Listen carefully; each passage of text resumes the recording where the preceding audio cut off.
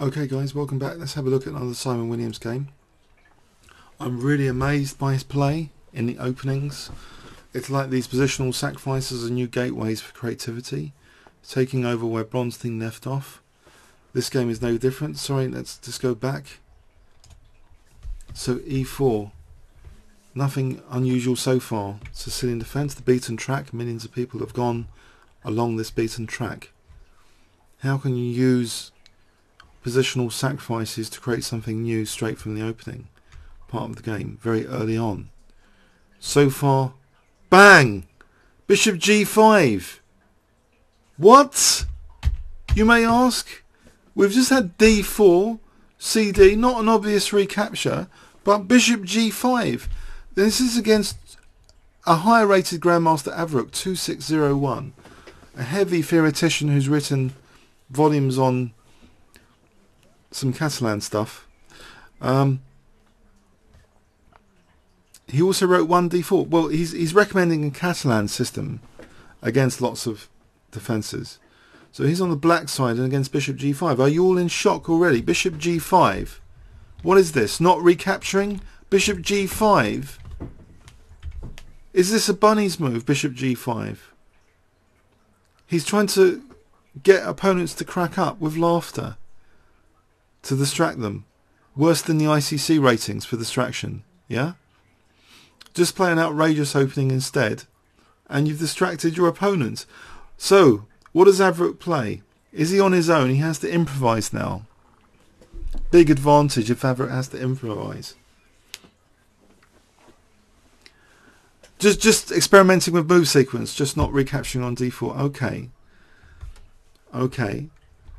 So check. I think have many Grandmaster games had this with the check here? Seems okay. Yeah, if white can get the pawn back. So knight d2. Okay, black hasn't developed any pieces here. This is another outrageous game, but let's take stock formally. White's got a lot of pieces developed. The queen is the only piece to have moved so far. Is this a success for white here? This wasn't a rapid game, was it? This is the CCA FRA tournament. Is this rapid? I thought it was long games. Okay. So knight c6. Is black just a pawn up? Looks like an interesting new gambit. White has got more pieces out of the box. And there might be knight c4 hitting the queen if the knight wasn't pinned. So can white just calmly castle and then play knight c4 later to strike at these dark squares? So bishop d3. Bishop e7, challenging that bishop on g5. It's deprived of the e3 square, can't go back to that pawn. And if bishop f4, you might consider, well, you know, what about e5? So he just takes, actually. It's the dark square defender, isn't it? Because really these squares are a bit weaker now. Are going to be weaker. So we're looking at knight c4 to d6 maybe as a positional idea. So d6. So if the queen's attacked, it can go back now, maybe to c7. So knight b3, actually, he's just trying for the d pawn to get the d pawn back. He's forcibly getting the d pawn back because there's a trick here, isn't there, with check. He can just take if he wants. He does just take. So you all see that trick, I hope. So knight takes is just, you don't want to lose your queen. So he's regained the pawn, yeah? That would be just winning the queen. So he's regained his pawn. But is it with advantage? I'm sure black's not too pleased to be in a position he hasn't researched very much. Sorry, Benko Gamatir, you say f6 almost looks tempting here. What move is f6? Sorry, what move do you recommend f6? Here, is it after bishop d3? And so bishop e7 was played. If we look at f6, shall I put on an engine here? Shall I add a Qb6 to see if there was anything?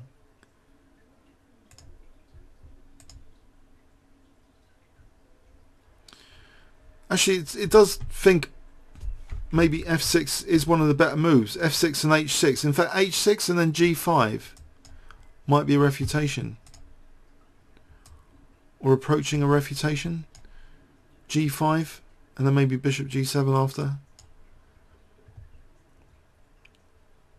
My computer's in meltdown after putting that on.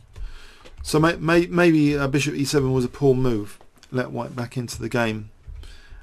And so he's secured a psychological blow that black is not in his pet opening anymore. And not even a pawn up. So knight b5. Hitting d6. d6 is defended now with that move. And what about though f4 now to try and blast open this diagonal? Go for h7. a4 first. And actually that introduces maybe a threat of a5 to hit the queen. Get the queen off this diagonal. Sorry, f4 is not a legal move, of course. So he's still got the idea maybe of f4 by playing a4. So he kicks the queen. Kicks it again. Kicks it again. He's getting ready for f4, isn't he? Nope. f4. Nope. Now bishop. Now f4 is possible without allowing knight takes d3.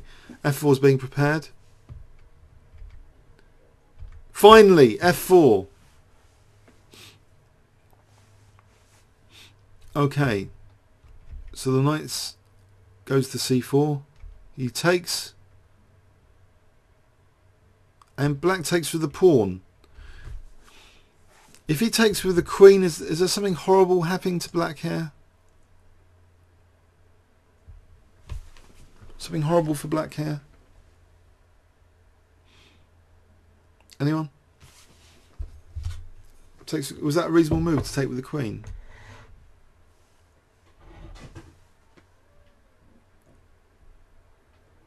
Maybe just knight d6, guys. Knight d6 and then e5. Is that comfortable? This is a nice knight on d6.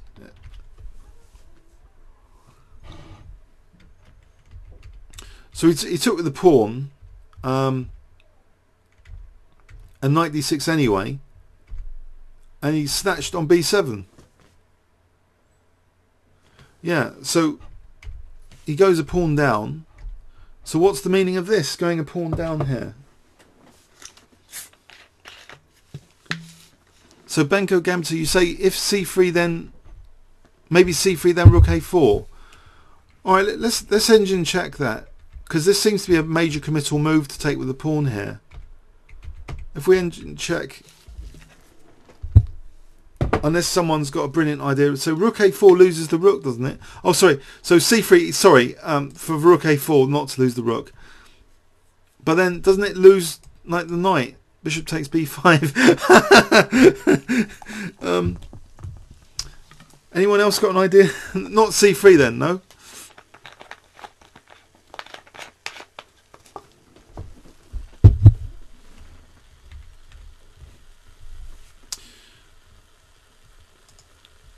So we'll add a Kh1. Check this position out. Knight d6. I said knight d6, guys. That's what I said. And if queen c7, just e5 maybe. e5. Look, Houdini's agreeing with me. Houdini was listening in there. e5. I just thought this was good. But the thing is, what about f6 trying to undermine d6? Queen d3. It's not a problem. Takes. What about knight g6 here? Trying to undermine again. Queen e3. So white's just a little bit better there. Just a little bit better. Okay, no big deal. Still knight d6 and after queen c4 and e5. Well, that's what happened anyway. He played knight d6 anyway. Oh, sorry. We go back to the game. Now, in this position, why queen c5? Why not queen c7? He gave up a pawn sack. Must have had an idea behind this. I suppose he thought he might be gaining it back here after bishop c8. But now the kingside attack. Look, f6 looks like a, you know, a king attacking move. I played Simon Williams once, and he's just very, very resourceful. He just finds these ways of just directly attacking your king after. Even if you think, you know, he's a great positional player, but he also is a great hacker.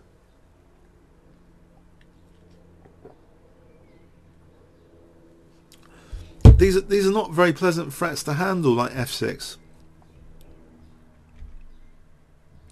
So after e5, indeed, okay, so f6 is looming, and he doesn't mind sacking a pawn.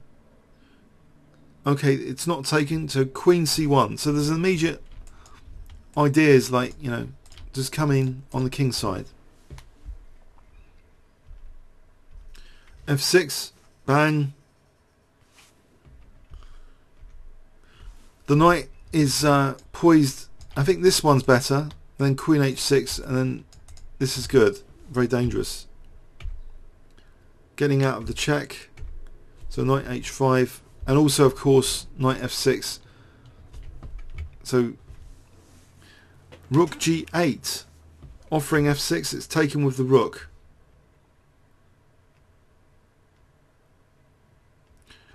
Sorry, instead after knight e2, how knight b5 to d6. Should we just go one pass through the game and then go back? We'll just go one pass through the game to see what happened. So attacking the queen, now attacking f7, double pressure on f7, and also protecting g2. So if queen e4, he can just play rook f7 without allowing the mate. But he doesn't take on f7, he plays rook h6. There's a threat now of knight f6 just gaining a tempo. So parrying knight f6. Plays it anyway. What? Isn't there a mate in one? With rook h7. Have we got the wrong game score here? Someone's put this game in wrong. There's a rook h7 mate, surely. Oh no, the queen is protecting. Okay, the queen's protecting h7 here. Pardon me. So he attacks the queen with the rook.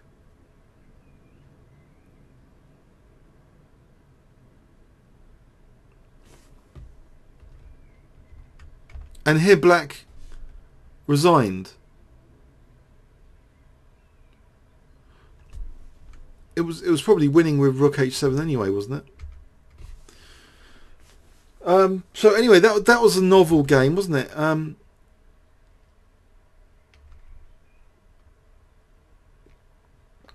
So look at this. Bishop g5.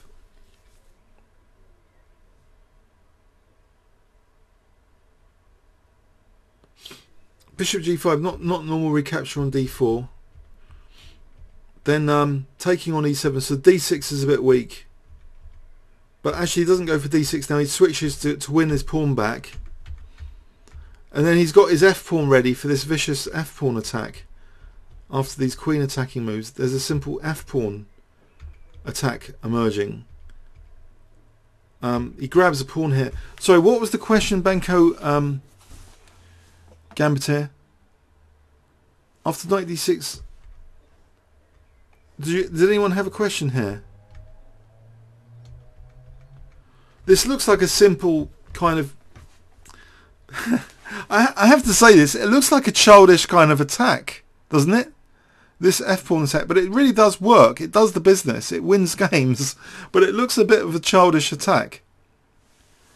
But he set the scene for it through the, you know, ultra novel, you know, opening sequence. He must have caused a lot of confusion for his grandmaster opponent, who's higher rated than him, to get this horrible position. But it seems like an almost childish attack. Crude. I suppose that's the word for it. That's the technical term is crude, isn't it?